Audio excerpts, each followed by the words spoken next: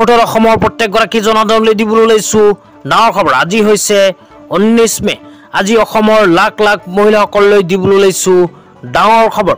যিসকল মহিলাই আত্মসহায়ক গোটৰ লগত জড়িত হৈ আছে আৰু 10,000 কোটি টকা পোৱাৰ বাবে মুখ্যমন্ত্ৰী মহিলা উদ্যমিতা অভিযান আঁচনিৰ ফৰ্ম ফিলআপ কৰি ইতিমধ্যে জমা দিছে সেইসকল আত্মসহায়ক গোটৰ মহিলাই ভিডিঅ'টোত ক্লিক কৰিছে যদি অনুগ্ৰহ কৰি ভিডিঅ'টো স্কিপ নকৰি প্ৰথমৰ পৰা শেষ লৈ চাব আৰু মোৰ চেনেলত নতুন হলে এনেকুৱা নতুন নতুন ভিডিঅ' সকলোতকৈ আগত পাবলৈ প্লিজ চেনেলটো সাবস্ক্ৰাইব কৰি মোৰ লগত থাকিব।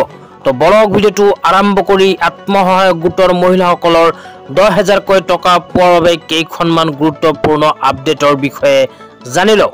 তো যিসকল আত্মসহায়ক গোটৰ মহিলাসকলে মুখ্যমন্ত্ৰী মহিলা উদ্যমিতা অভিযান আঁচনিৰ 10,000 কোটি টকা পোৱাৰ ফৰ্ম ফিলআপ কৰি জমা দিছে সেইসকল আত্মসহায়ক গোটৰ মহিলাসকলৰ ভিতৰত যিসকল মহিলাৰ 3টাতকৈ অধিক সন্তান যদিহে জেনাৰেল কাষ্টৰ সেইসকল মহিলাই কিন্তু 10,000 কোটি টকা নাপাব।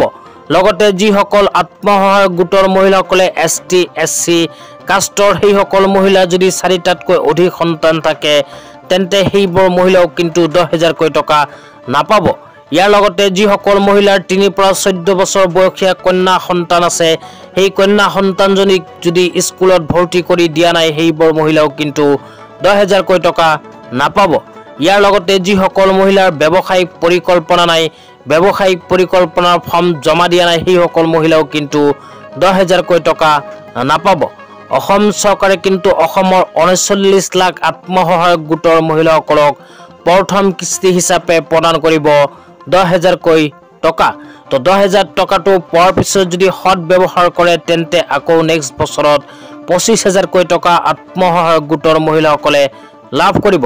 তেতিয়া আপোনালোকক জনাইছো আত্মসহায়ক গোটৰ মহিলাসকলে 10,000 কোটি টকা কেতিয়া পাব।